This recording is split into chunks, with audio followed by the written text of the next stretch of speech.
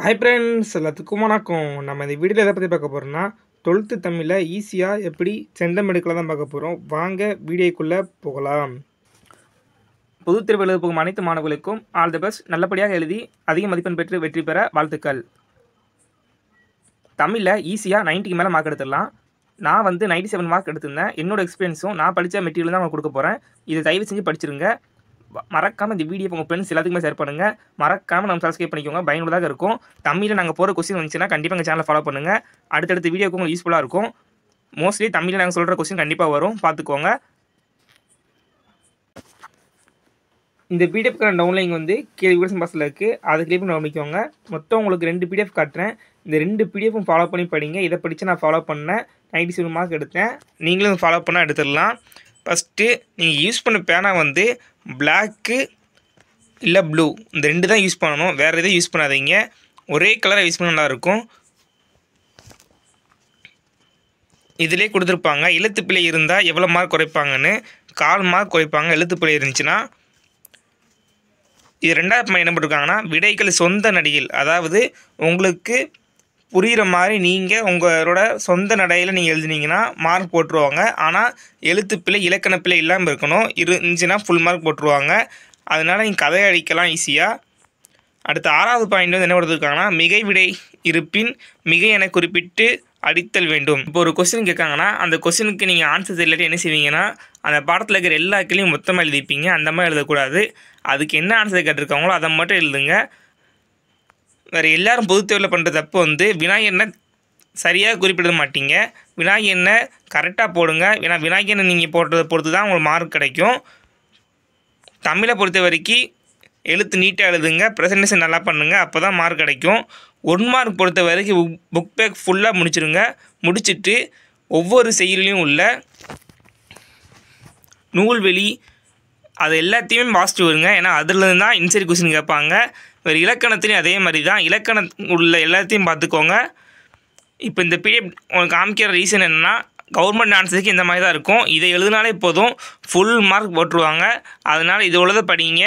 இது லாஸ்ட் இயரில் கேட்ட கொஸ்டின்ஸு. 2022 2023 அது 2க்கான ஆன்சரும் ஒரே பிடிஎஃபாக கொடுத்துருக்கேன். இதை பார்த்துக்கோங்க. இதில் பிக் கொஸ்டின் பாருங்கள். ஒரு 5 இந்த மயிலை சீனி வெங்கடசாமி இருக்கா, இந்த கொஸ்டினில் நீங்கள் ஒரு 4 பாயிண்ட் எழுதிங்கன்னா 4 மார்க் போட்டுருவாங்க. அதே மாதிரி 16 மார்க்கில் பார்க்க போனோம். கவிதை நடையை கட்டமைக்கும் அழகியல் கூறுகளை கேட்டிருக்காங்களா, இந்த கொஸ்டின் ரிப்பீட்டாக கேட்ட கொஸ்டின். இதில் மொத்தம் நீங்கள் 6 பாயிண்ட் மட்டும் எழுதினாலே போதும், 6 மார்க் போட்டுருவாங்க. ஓகே, அந்த கீ பாயிண்ட்லாம் கவர் பண்ணுற மாதிரி எழுதுங்க. அதுக்கு இந்த 6 பாயிண்ட் மட்டும் எழுதாதீங்க, எக்ஸ்ட்ராவே எழுதுங்க. நான் ஒரு 6 மார்க் கொஸ்டினை குறைஞ்சது 4 பக்கம் 5 பக்கத்துக்கு எழுதுனேன். ஆனால் அந்த பாரதி கடிதம் மோசம் கேட்டிருந்தாங்க, அதை மட்டும் 2-3 பக்கத்தில் முடிச்சிட்டேன். அதனால் அதில் தான் எனக்கு மார்க் போச்சு. அதனால் நீங்கள் முடிஞ்ச வரைக்கும் குறைஞ்சது 4 பக்கம் வர்ற மாதிரி எழுதுங்க. அதுக்கு ரொம்ப கதை அடிக்காதீங்க. அந்த பாடத்தில் உள்ள மெயினான டாபிக் ஃபுல்லாக எழுதுங்க. நான் எந்த கைடை பார்த்து படித்தேன்னு கேட்டிங்கன்னா, கைடை பார்த்து படிக்கல, புக்கில் உள்ளதையும் ஒரு மினி மெட்டீரியல் இருக்குது, அதை பார்த்து தான் படித்தேன். அந்த மெட்டீரியலை காட்டுறேன். அந்த மெட்டீரியலை தயவு செஞ்சு இருக்கிற எல்லாத்தையும் படிச்சிருங்க. ஏன்னா அதில் தான் மோஸ்ட்லி நான் படித்த மெட்டீரியல் தான். இந்த மெட்டீரியலில் தயவு செஞ்சு எல்லோரும் படிச்சிருங்க. இதை படித்தா கன்ஃபார்ம் உங்கள் மார்க் 70 மார்க் மேலே எடுத்துடலாம். இதிலே மென்ஷன் பண்ணியிருப்பாங்க. ஆனால் இதில் மெல்ல கற்கும் மாணவர்கள் போட்டிருப்பாங்க. ஆனால் அது எல்லாருமே யூஸ் பண்ணலாம். நீங்கள் டாப்பர்ஸ்னாலும் சரி எதுனாலும் சரி இதில் உள்ள கொஸ்டினை படித்தாலே போதும், உங்கள் மார்க் 90க்கு மேலே வந்துடும். இதில் ஒவ்வொரு 1 மார்க்கும் தனியாக பிரித்து கொடுத்துருப்பாங்க. வேறு 2 மார்க்கும் பிரித்து கொடுத்துருப்பாங்க. அதனால் படிக்க நமக்கு ஈஸியாக இருக்கும். ஸ்டார்டிங்கில் 1 மார்க் ஃபுல்லாக கொடுத்துருப்பாங்க. இது அப்படியே ஓரளவு படிச்சுட்டு வாங்க. இதை பிடிஎஃப் டவுன்லோட் பண்ணி கிளிக் பண்ணி கொடுத்துட்றேன், அதை கிளிக் பண்ண முடிக்கோங்க. இப்போ 2 மார்க் 4 மார்க் 6 மார்க்கில் இம்பார்ட்டன்ட் கொஸ்டினை சொல்கிறேன், அதை நோட் பண்ணி வச்சுக்கோங்க. அதை நல்லா படிச்சுக்கோங்க, எழுதி பார்த்துக்கோங்க. மனப்பாட பாட்டை பொறுத்த வரைக்கும் எழுதி பார்த்துருங்க. ஏன்னா அங்கே ஃபெயில் மிஸ்டேக் கண்டிப்பாக வரும். மனப்பாட பாட்டை எழுதி பார்த்தா தான் ஃபுல் மார்க் வாங்க முடியும். அதனால் மனப்பாட பாட்டை கண்டிப்பாக எழுதி பாருங்கள். திருக்குறள் எழுதி பாருங்கள். திருக்குறள் கண்டிப்பாக படிங்க. ஏன்னா திருக்குறள் பிக் கொஸ்டின் வரும். அதனால் நீங்கள் திருக்குறள் எல்லா மனப்பாட பாட்டும் படிச்சிட்டிங்கன்னா திருக்குறளில் நீங்கள் மனப்பாட பாட்டு பகுதியிலும் எழுதிடலாம், பிக் கொஸ்டின் எழுதிடலாம். வேறு இந்த பொறுத்து கொஸ்டின் பார்த்துருங்க. நான் தொடர்ந்து பொறுத்து கொஸ்டின் கேட்டுகிட்டே இருப்பாங்க.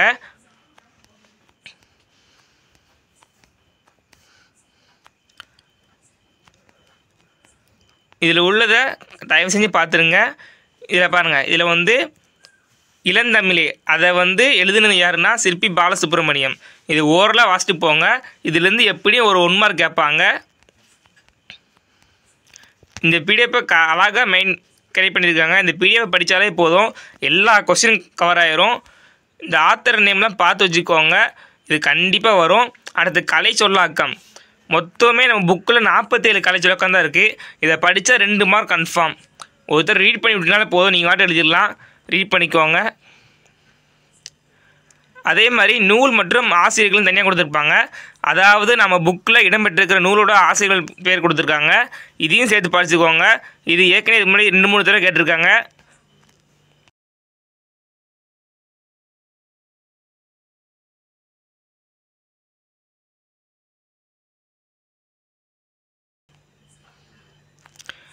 அதுக்கடுத்து பொருள் தருக. இதையும் ஒருத்தர் ரீட் பண்ணி வச்சுக்கோங்க. ஏன்னா 1 மார்க்கில் கண்டிப்பாக பொருள் தருக வந்துலேருந்து கண்டிப்பாக ஒன்று கேட்பாங்க. இதில் உள்ள எல்லாத்தையும் வரிசையாக பார்த்துட்டு வாங்க. இதை பார்த்தாலே மோஸ்ட்லி எல்லா கொஸ்டினும் கவர் பண்ணிடுவீங்க. இதுக்கு முன்னாடி ஒரு கொஸ்டின் சொன்ன பார்த்தீங்களா, அஃபிஷியல் ஆன்சர் கீ, அதை உள்ள கண்டிப்பாக படிங்க. 2 இயருக்கான கொஸ்டின், 2 இயருக்கும் ஷார்ட்டாக ஆன்சர் இருக்கும். அதை படித்தாலே கண்டிப்பாக நீங்கள் எழுதிடலாம். அதுக்கடுத்து இந்த கொஸ்டினை கண்டிப்பாக பார்த்துட்டு போங்க. இதுலேருந்து ஒன்று கேட்பாங்க, அப்படி இல்லாட்டி 2 சொல்லுகள் கொடுத்து கேட்பாங்க. அதனால் இதில் உள்ள வரிசையாக பார்த்துட்டு வாங்க. வேறு மைமொழி சொற்கள், இது போன வருஷமும் கேட்டாங்க, முந்தின வருஷமும் கேட்டாங்க. ஈஸியாக இருக்குது. நீங்கள் இவ்வளோதுமே எழுதணுமே அவசியம் இல்லை. இதுக்கு முன்னாடி ஏற்கனவே வேறு கைடை பார்த்து படிச்சிருப்பீங்க, இல்லை ஏற்கனவே எழுதி வச்சுருப்பீங்க. அது இருந்தாலே போதும். லேட்டராக எது இருந்தாலும் மார்க் போட்டுருவாங்க. ஆனால் கான்செப்ட் கரெக்டாக இருக்கணும், ஸ்பெல்லிங் மிஸ்டேக் இல்லாமல் வரணும். இதெல்லாம் நம்ம புக் பேக் பின்னாடி இருக்கிறது தான், அதை யாரும் கவனிக்க மாட்டீங்க. அதனால் இந்த பிடிஎஃப் தனியாக எடுத்து கொடுத்துருக்காங்க. இதில் உள்ளதை கண்டிப்பாக படிச்சிருங்க. 2 மார்க் பாட்டை பொறுத்த வரைக்கும் இதில் தான் கேட்பாங்க. அடுத்து உள்ளதில் தொடரில் பிழையை நீக்கி எழுதுறது. இதில் என்ன கொடுத்துருக்காங்கன்னா, மாநிலம் இந்த ஆண்டு வறட்சியால் பாதிக்கப்பட்டது. இதில் என்ன மிஸ்டேக் கொடுத்துருக்காங்கன்னா, மாநிலத்துக்கு இந்த நீ வராது, இந்த நீ தான் வரும். அதே மாதிரி வறட்சிக்கு வந்து தப்பாக போட்டிருக்காங்க. இந்த 2 இது மாற்றினாலே மார்க் போட்டுருவாங்க. அதனால் ஈஸியாக மார்க் எடுக்கலாம். இது தயவு செஞ்சு இருக்கிற எல்லாத்தையும் பார்த்துருங்க. அடுத்து சொல்லி பிரித்தும் சேர்த்தும் எழுதுக. இந்த பலகை, இது தயவு செஞ்சு இந்த மாதிரி உள்ளதை பார்த்துட்டே வாங்க. இது ரிப்பீட்டாக கேட்டது என்ன தெரியுன்னா, தாமரை கோவில், இது 2மே ரிப்பீட்டாக கேட்டிருக்காங்க. 2யும் பார்த்து வச்சுக்கோங்க. அதுக்கடுத்து இந்த பேச்சு வழக்கை மாற்றுக இருக்கா, இதில் மொத்தமே 6 தான் இருக்குது. இந்த 6 பார்த்தீங்கன்னா 1 கண்டிப்பாக வந்துடும். இதுவரை கடந்த 3 பப்ளிக்லேயும் அது கண்டிப்பாக கேட்டிருக்காங்க. அது பிறமொழி சொல்லிகளை தமிழ் படுத்துக கேட்டிருக்காங்களா, இந்த இது வந்து 1 மார்க்கில் கேட்கலாம். ஏன்னா இதுவரை கேட்டது நிறைய கேட்க வாய்ப்பு இருக்குது, பார்த்துக்கோங்க. மெயிலில் காணப்படும் விழாக்களை கேட்டிருக்காங்க. இது விழாக்களை பார்த்து வச்சுக்கோங்க. இது 2 மார்க்கிலையும் கேட்கலாம், 1 மார்க்கிலையும் கேட்கலாம். வேறு மரபு புள்ளி நீக்கி எழுதுக. இதுவும் முக்கியமான கொஸ்டின் பார்த்துக்கோங்க. வேறு பொருள் வேறுபாடு தருக. இந்த இதையும் பார்த்துக்கோங்க. மொத்தமே ஒரு 4-5 கிட்ட தான் வரும். அடுத்து விடைக்கேற்ற வினா அமைக்க. இது ஈஸியாக மார்க் எடுத்துடலாம். இது மட்டும் ஒரு எதை ஓனாவும் கேட்பாங்க, ஈஸியாக எழுதிடலாம் நீங்கள். அடுத்து பள்ளினா மெய்களை இட்டும் நீக்கும் எழுதுகின்றிருக்காங்களா, இந்த கொஸ்டினை ஒரு தடவை ஃபுல்லாக ரீட் பண்ணி பார்த்துருங்க. என்ன அடுத்து இலக்கண வினாவிடை. இதில் இலக்கணத்தில் இருக்கிற எல்லா வினாவினையும் கொடுத்துருக்காங்க. இது ஃபுல்லாத்தையும் படிச்சிருங்க. படிச்சுன்னா இலக்கணத்திலேருந்து வர கொஸ்டினை கண்டிப்பாக அட்டன் பண்ணிடலாம். இலக்கணத்தில் 1 மார்க்கும் வரும், 2 மார்க்கும் வரும். இதில் உள்ளது 2 மார்க் 1 மார்க் கலந்து கொடுத்துருக்காங்க. அதனால் இதை படித்தாலே மோஸ்ட்லி இலக்கணத்தை ஃபுல்லாக கவர் பண்ணிடலாம். இந்த வீடியோவை உங்கள் ஃப்ரெண்ட்ஸ் எல்லாத்துக்குமே ஷேர் பண்ணுங்கள். வேறு தாமரை இலை நீர் போல, இது ரிப்பீட்டட் கொஸ்டின். அதுக்கடுத்து அச்சாணி இல்லாத தேர் போல, இது 2மே ரிப்பீட்டட் கொஸ்டின். அதுக்கடுத்து இலக்கண தேர்ச்சிக்கோள், இது 1 மார்க்கில் கேட்பாங்க. இது தயவு செஞ்சு ஃபுல்லாக பார்த்துருங்க. 2 மார்க்லேயும் வரும்.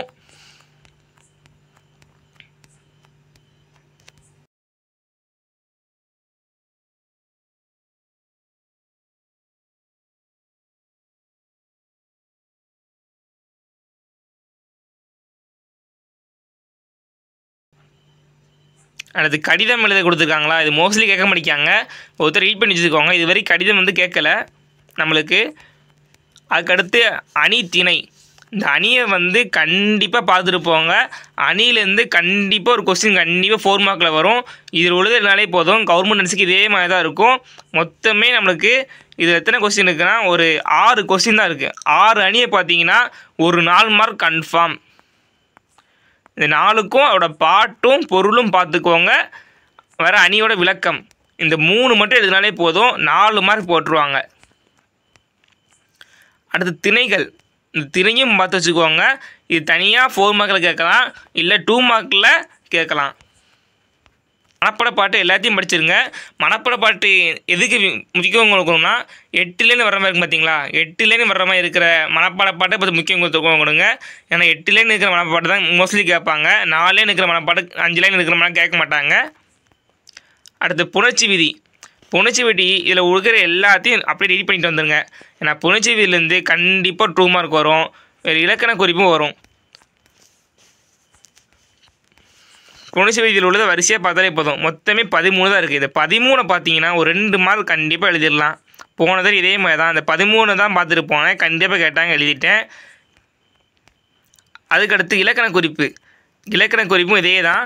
நம்ம புக்கில் இருக்கிற பண்பு தொகை என்னென்ன இருக்கோ அதை வரிசையாக கொடுத்துட்டாங்க. இது சும்மா ரீட் பண்ணிட்டு போனாலே போதும், 2 மார்க் அட்டன் பண்ணிட்டு வந்தாலும் அசால்ட்டாக. தயவுச்சு ரீட் பண்ணிக்கோங்க. அதுக்கடுத்து ஈடுகட்ட எதிர்மறை பெயரச்சம். இது அடிக்கடி 1 மார்க்லையும் கேட்டிருக்காங்க, 2 மார்க்லையும் கேட்டிருக்காங்க.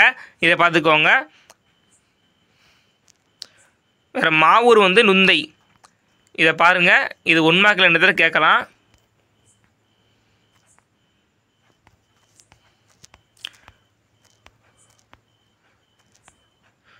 இது மொத்தமே 21 கொஸ்டின் இருக்கா, அந்த 21 கொஸ்டின் ரீட் பண்ணிட்டு போயிருங்க. இது 1 மார்க்லேயே வரும், 2 மார்க்லேயே வரும். அதுக்கடுத்து உள்ளது ரொம்ப இம்பார்ட்டன்ட் சொன்னதான் உறுப்பு இலக்கணம்.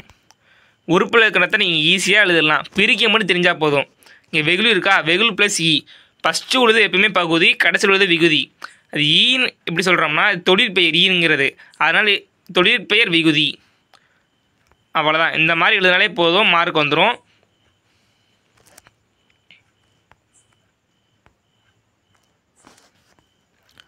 அடுத்து என்ன போட்டிருக்கு, சாய்ப்பான் போட்டிருக்கா. இது எப்படி படிக்கும்னா சாய் ப்ளஸ் இப்பு ப்ளஸ் ஆன். சாய்ங்கிறது பகுதி, இப்புங்கிறது சந்தி. பகுதிக்கு அடுத்து வருது சந்தியும் போட்டுருவீங்க. அதுக்கடுத்து இன்னொரு இப்பு வருதா, அந்த இப்பு தான் என்ன பார்க்க போகிறது. என்ன போட்டிருக்கு, சாய்ப்பான் போட்டிருக்கு. அப்போனா இன்னும் அந்த செய்யலை இனிமேல் செய்ய போகிறான், அதனால் எதிர்கால இடைநிலை. அதுக்கடுத்து என்ன போட்டிருக்கு, ஆண் போட்டிருக்கு. அது யாரை குறிக்குன்னா ஆண்பாலை குறிக்குது. ஆண்பால் வினைமுற்று விகுதி. இந்த மாதிரி பிரிக்க தெரிஞ்சாலே போதும், நீ எந்த கொஸ்டின் கேட்டாலும் எழுதிடலாம். அடுத்து இந்த பேசுவார்னுக்கா, இது இம்பார்ட்டன்ட். இதில் மொத்தமாக ஒரு 30 கொஸ்டின் இருக்குது. இந்த 30 கொஸ்டினை பார்த்துட்டு போங்க. இது தவிர்த்து வேறு வாய்ப்பே இல்லை. அப்படியே கேட்டால் ஈஸியாக எழுதிடலாம். அதுக்கடுத்து தமிழாக்கம் தருக. 4 மார்க்கில் தமிழாக்கம் தருகன்னு தான் மார்க்கை கொடுக்கும் ஈஸியாக. இதில் மொத்தமே நம்ம புக்கில் இருக்கிறது 13 தான் இருக்குது. அதுலேயும் வருது 13, அது 10 தான் வரும். எஸ்டர்லேருந்து கொடுத்துருக்காங்க. இதை பார்த்தாலே போதும், வேறு கேட்க மாட்டாங்க. அப்படி கேட்டாங்கன்னா தியரி பாட்டாக கேட்பாங்க, அதாவது பேராகிராஃப்மே கேட்பாங்க. அந்த பேராகிராஃபும் நம்ம புக்கு பின்னாடியே இருக்குது. அது தவிர எதுவும் கேட்க மாட்டாங்க. அதையும் பார்த்து வச்சுக்கோங்க. அடுத்து நயம்பாராட்டுக. நயன்பாராட்டுகள்லேருந்து கண்டிப்பாக ஒரு 4 மார்க் வரும். நம்ம புக்கிலே மொத்தம் 5 நயப்பாட்டு தான் இருக்குது. அந்த 5க்கும் ஆன்சராக கொடுத்துருக்காங்க. இது ஷார்ட்டாக எழுதினாலே போதும், ஈஸியாக மார்க் வாங்கிடலாம். நயம்பாராட்டுக்கெலாம் ஏதாச்சும் 3 விவரிச்சு எழுதினாலே போதும். அதுக்கு எப்பயும் ஈஸியாக இருக்கிற மாதிரி மோனை, எதுகை, இயல்பு, அணி, இது மாதிரி ஈஸியாக லெவலில் எழுதினாலே போதும், மார்க் வந்துடும்.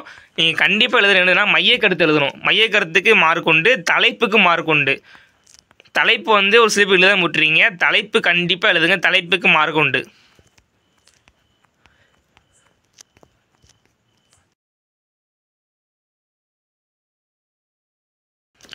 நெக்ஸ்ட்டு இப்போ தான் முக்கியமான பாட்டுக்குள்ளே வரும். வினாவிடைகளுக்குள்ளே இப்போ தான் வரும். செய்ய உள்ள 2 மார்க் வந்து என்னென்ன படிக்கணும் பார்த்தீங்கன்னா, இந்த இதில் சொல்கிறது வந்துன்னா கொஸ்டின் நம்பர் 1, சிற்பி எவற்றை வியந்து பாட வேண்டும். இது இம்பார்ட்டன்ட் கொஸ்டின். நகரம் பட்டை தீட்டிய வெள்ளை வைரமாகிறது. இதுவும் ரிப்பீட்டட் கொஸ்டின் பார்த்துக்கோங்க. அதுக்கடுத்து இதே இதில் 5வது, எதிர்பாராத நிகழ்வுகளை ஜனாதிபதி ருபின் எவ்வாறு உருவப்படுத்துகிறார். இதுவும் இம்பார்ட்டன்ட் கொஸ்டின். அதுக்கடுத்து திருக்குறள்லேருந்து வர எல்லா கொஸ்டினும் படித்துங்க. திருக்குறள்லேருந்து ஒரு 2 மார்க், ஒரு 4 மார்க், ஒரு பிக் கொஸ்டின் கண்டிப்பாக கேட்பாங்க. இது திருக்குறள் இருக்காங்கன்னா யாருக்கு பெரியது எது, வேறு மறக்கக்கூடாதது மறக்கக்கூடியது. இது போன வருஷம் கேட்டது. செல்வம் இருப்பதற்கான வழியாக வள்ளுவம் கூறும் உரைப்பன யாவை, அது வேறு சினத்தை ஏன் காக்க வேண்டும். இதெல்லாம் வரிசையாக படிச்சுட்டு வாங்க, கண்டிப்பாக கேட்பாங்க. திருக்குறள்லேருந்து 2 மார்க் கன்ஃபார்ம் வரும். அதுக்கடுத்து மோஸ்ட் இம்பார்ட்டன்ட் பார்க்க போகிறோம், வசனம் கவிதை வேறுபாடு, கொஸ்டின் நம்பர் 13. அதுக்கடுத்து கலிவிழா ஒளிவிழா, கொஸ்டின் நம்பர் 16. அதுக்கடுத்து கொஸ்டின் நம்பர் 18, ஒருமுக எழினி பெருமுக எழினி. இதுவும் இதுக்கு முன்னாடி பப்ளிக்கில் கேட்டது. இந்த படிப்பில் கொஸ்டின் நம்பர் மிஸ்டேக் இருக்குது, 18, 19, 18 மாறி இருக்கும், அதை நோட் பண்ணிக்கோங்க. இந்த ஒருமுக எழினி 18 அதுவும் இம்பார்ட்டன்ட் தான். இன்னொரு 11 கொடுக்குறாங்க பார்த்தீங்களா, மனத்தை அதன் போக்கில் போக விடாமல் வள்ளுவம் கூறுவதுன்னு கேட்டிருக்காங்களா, இதுவும் இம்பார்ட்டன்ட் கொஸ்டின். அதுக்கடுத்து மன உறுதியின் தேவை, இதுவும் பார்த்துக்கோங்க. அடுத்து இன்னொரு இம்பார்ட்டன்ட் கொஸ்டின் என்னன்னா, நஞ்சுண்பவர், ஏன்னா யாரை இடிக்கிறாங்க இருக்காங்களா, அது என்னன்னா கல் உண்பவர், அவ்வளோதான். இந்த ஒரு வேர்டு தான். அது எப்படி எழுதுனா, கல் உண்பவர்களை நஞ்சுண்பவர் என வள்ளுவர் இடித்துரைக்கிறார். அரசுடன் நட்பு பாராட்டினாலும் செய்யத்தகாத யாவைங்க இருக்காங்களா, இதையும் படிச்சுக்கோங்க. இதையும் இது முன்னாடி கேட்டது தான்.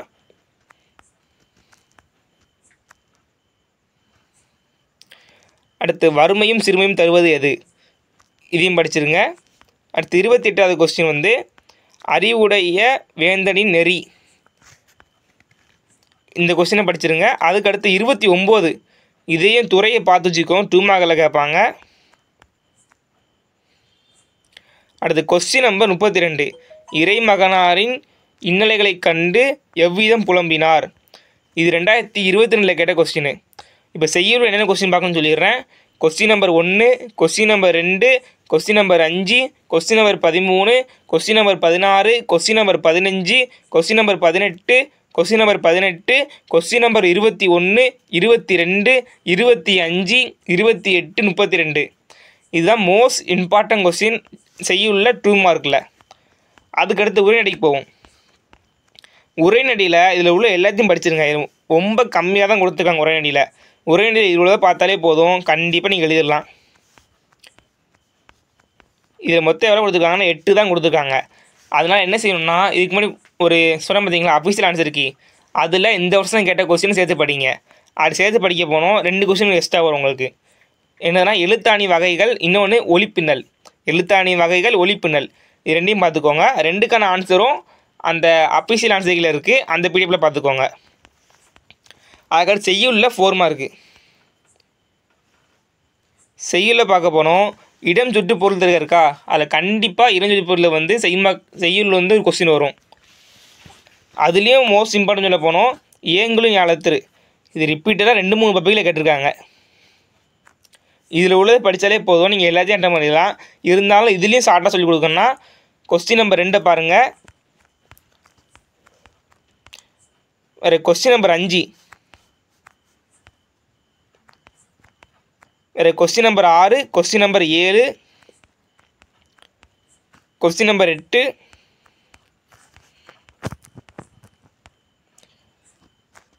கொஸ்டின் நம்பர் 11, கொஸ்டின் நம்பர் 17,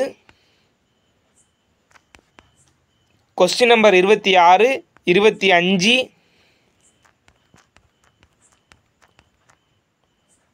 27, 29, வேறு இந்த 28 பார்த்து வச்சுக்கோங்க, இது கேட்கலாம். திரும்பி சொல்கிறேன், இதில் என்ன பார்க்கணுன்னா question number 2, question number 7, question number 5, question number 8, question number 17, 25, 26, 27, 28, 29. இது மொத்தமாக ரீட் பண்ணிக்கோங்க. ரீட் பண்ணாலே அட்டன் பண்ணிடலாம். பட் இருந்தாலும் இதுலேயும் ஸ்டார்ட் பண்ணி கொடுத்துருக்கோம், அதனால் ஃபுல்லாக பார்த்துருங்க. அதுக்கடுத்து உரைநடையில் 4 மார்க்கு. உரைநடையிலையும் இதில் கம்மியாக தான் கொடுத்துருப்பாங்க. இதில் உள்ளதை பார்த்தாலே போதும், மோஸ்ட்லி அட்டன் பண்ணிடலாம். மொத்தமே உரைநடையில் எவ்வளோ கொடுத்துருக்காங்கன்னா 9 கொஸ்டின் தான் கொடுத்துருக்காங்க. இந்த 9 கொஸ்டின் பார்த்து அட்டன் பண்ணிடலாம். இருந்தாலும் எக்ஸ்ட்ரா ஒரு கொஸ்டின் கொடுக்கேன், எக்ஸ்ட்ரா 2 கொஸ்டின் கொடுக்கேன். என்னென்னா சென்னை பண்பாட்டு அடையாளங்கள், சென்னையின் பண்பாட்டு அடையாளங்களுக்கா, அந்த கொஸ்டினை பார்த்துக்கோங்க. அதுக்கடுத்து செகண்ட் நோட்டில் பேரிடர் மேலாண்மை, இந்த 2ஐயும் பார்த்துக்கோங்க. 2மே இன்சரி கொஸ்டின் இது மாதிரி கேட்டிருக்காங்க. அதுக்கடுத்து செய்யுள்ள 6 மார்க் கொஸ்டின்ஸ்.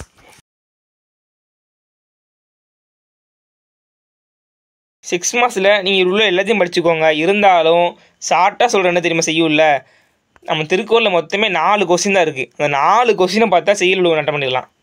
என்னென்னா செய்நெறி நன்றி இருக்கா, அது ஒன்று. சினத்தை காத்தல், அது ஒன்று.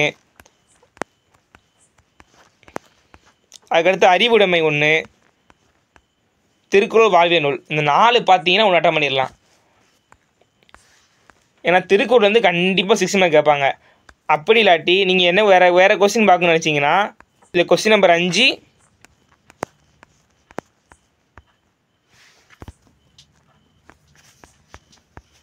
கொஸ்டின் நம்பர் 9 இதை பார்த்துக்கலாம். நீங்கள் இதை பார்க்கறதுக்கு திருக்குறள் படித்தாலே முடிஞ்சுது. ஏன்னா திருக்குறள் படிச்சிங்கன்னா மனப்பாட பாட்டு எழுதிடலாம், 2 மார்க் எழுதிடலாம், 4 மார்க் எழுதிடலாம், 16 மார்க் எழுதிடலாம். அதுக்கு திருக்குறள் படிக்கிறதே பெட்டரு.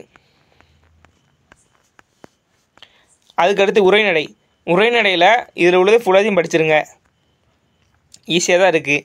அதுலேயும் ஈஸியாக சொல்லணும்னா ரிப்பீட்டாக கேட்டதுன்னா, கவிதையின் நடை கட்டமைக்கும் அழகியல் கூறுகள். இதில் பெருசாக இருக்கா, கவர்மெண்ட் அரிசிகள் சிறுசாக இருக்கும். நீங்கள் அதை கூட படிச்சு எழுதலாம். ஃபுல்லாக படிக்க முடியல ஸ்டார்ட்டாக படிக்கணும் கூட படிச்சுக்கலாம். அதுக்கடுத்து 3வது குடும்பம். இது கண்டிப்பாக ரிப்பீட்டாக கேட்பாங்க. குடும்பம். வேறு பண்டைய கால கல்வி முறை, ஆராய்ச்சி பேரறிஞர். திரும்பி சொல்கிறேன், இந்த ஆராய்ச்சி பேரறிஞர் 1, குடும்பம் கேள்வி 1, அழகியல் கூறு. இந்த கொஸ்டினை பார்த்துக்கோங்க. அடிஷனலாக நிர்வாக மேலாண்மை கண்டிப்பாக பார்த்துக்கோங்க. ஏன்னா அதர் டிஸ்ட்ரிக்டில் இந்த கொஸ்டின் வந்து மோஸ்ட்லி கேட்டிருந்தாங்க. அதனால இந்த கொஸ்டின் சேர்த்து பார்த்துக்கோங்க. அடுத்து துணைப்பாடத்தில் வந்து பாரதியின் கடிதம். இது கண்டிப்பாக படிங்க. பாரதிய கடிதம் ரிப்பீட்டாக கேட்டுருக்காங்க. பாரதி கடிதம் 1. அதுக்கடுத்து உரிமை தாகம்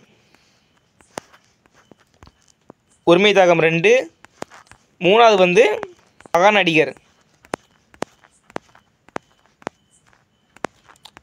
இந்த 3 பார்த்தாலே மோஸ்ட்லி அட்டன் பண்ணிடலாம்.